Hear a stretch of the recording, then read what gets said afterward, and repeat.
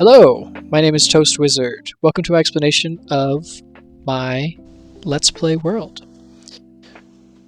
So I'm not doing a normal style of Let's Play. My goal is to play the game slowly, so I'm calling it a slow run of Minecraft. To keep it slow, I've imposed rules and things, and I've broken up the game into 5 separate stages, which will all be explained by this video. I'll try to keep it brief. Each stage has goals, so let's begin by explaining with the Wood Age. In the Wood Age, we can use wooden tools and the equivalent leather armor.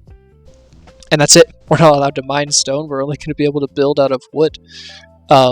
So goal number 1 is obviously going to be collect all the trees so that we have all the different things to build with. Goal number 2, represented by this crafting table, is I want to build a base out of nothing but wood. We'll see how creative we can get. Next goal is farming. I want to get food and all the crops in the game. And the final goal is represented by this blue orchid. I want to collect all the flowers and all the different plants that I'm able to collect so that we can, spruce up our builds, make them pretty. Something I don't want to forget is that I have access to certain tools even this early in the game. We have scaffolding, we have bundles, we have campfires, all of which are really useful and things we don't want to forget. And then the wool block there reminds us that we can use sheep and we can use wool for building with all kinds of different colors. So let's not forget that.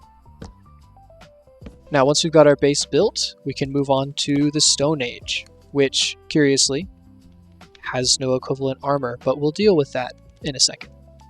In this age, we get access to all the smelting, all the terracotta, all the glass, the bricks.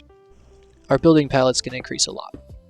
For goals, we have just one in the Stone Age here, and that is to gear up and go take on a trial chamber.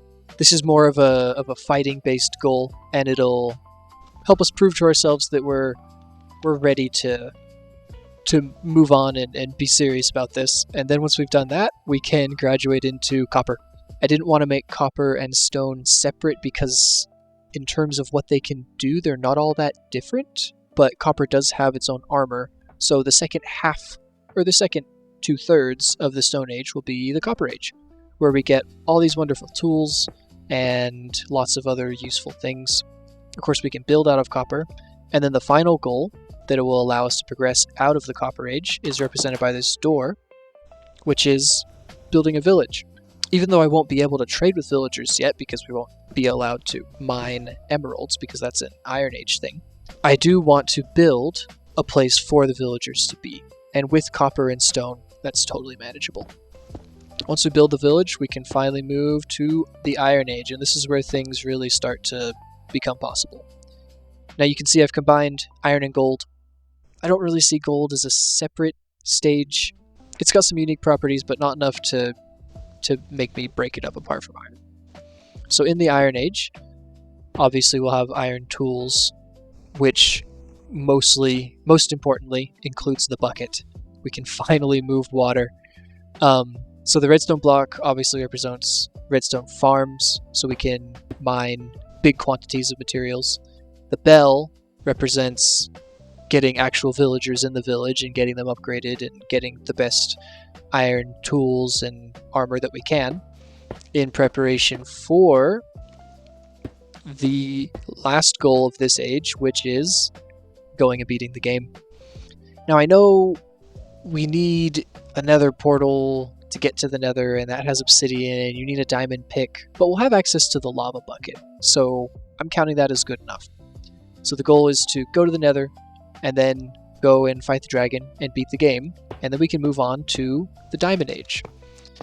Now I think this order makes sense, because once we beat the game, we'll be in the end, and we'll have access to getting elytra, and all of the end loot with the diamond tools and armor will be so much more valuable to us because it'll be brand new. It'll be the first time we're getting diamond tools and armor.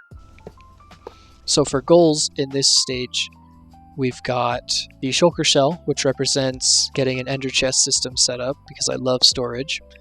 The beacon represents beginning work on a mega base. I want to do a mega base size build because I've never done it before, and I think this is the perfect opportunity to get into that. And then, of course, we've got this goal, which is the armor trims. I want to go and collect all of the armor trims, which will take us to all of the different structures and things in the game, like the Woodland Mansion and the Ocean Monument. This is kind of an exploration goal and a fighting goal, so it's a double whammy. Some blocks to not forget about. We'll finally have diamonds, so there's a jukebox, we can finally craft that. The final goal to get out of the Diamond Age is collecting netherite, and of course the upgrade template that goes along with it.